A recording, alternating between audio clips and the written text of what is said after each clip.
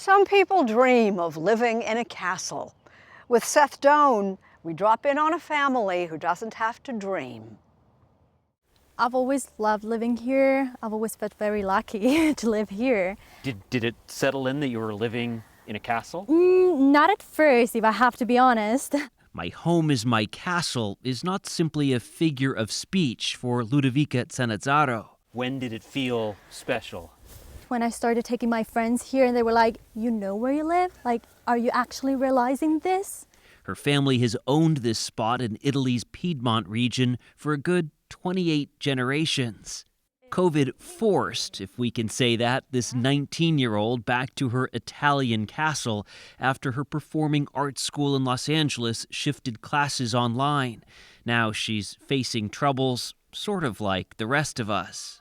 The Wi-Fi. Sometimes it works perfectly, but sometimes it just doesn't. So If you put the Wi-Fi over on that side of the castle, it might not reach the other side. exactly, that's the problem. Perched outside their 12th century castle, above family dogs in the moat, it's clear Ludovica does appreciate the absurdity of it all. So that led her a few months ago to seize on the natural fascination with this place and use her free time. She started chronicling life on TikTok. Her account, The Castle Diary, quickly amassed hundreds of thousands of followers and millions of views, with a family church and dungeon. And here, there was a secret passage. Never mind the countless bedrooms and sitting rooms, there's a real variety of backdrops. But her most popular clips, including this one with more than 8 million views, have a theme, revealing the not-so-glamorous side of life.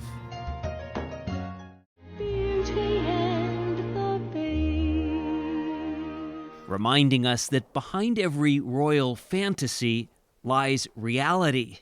Imagine adding clean the ballroom to your list of chores. This is the ballroom? No, it's not. This is just a room before the ballroom. Plus, she says there's a fair amount of time simply spent looking for each other. After you spend 2 hours trying to find people, you spend other 2 hours trying to find your phone.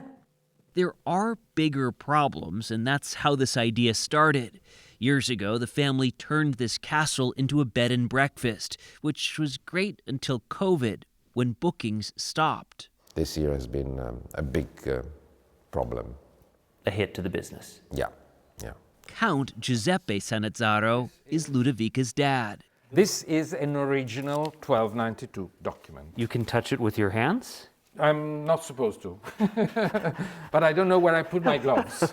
The history buff left his finance job to lose money in the passion project of bringing this castle and its story back to life. The first thing that people say is, you are the castle owner, how lucky you are.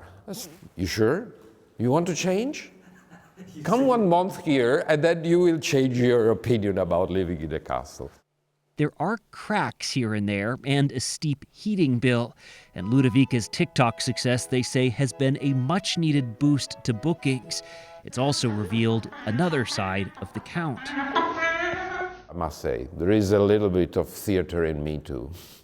Along with making cameos, he suggests historical storylines.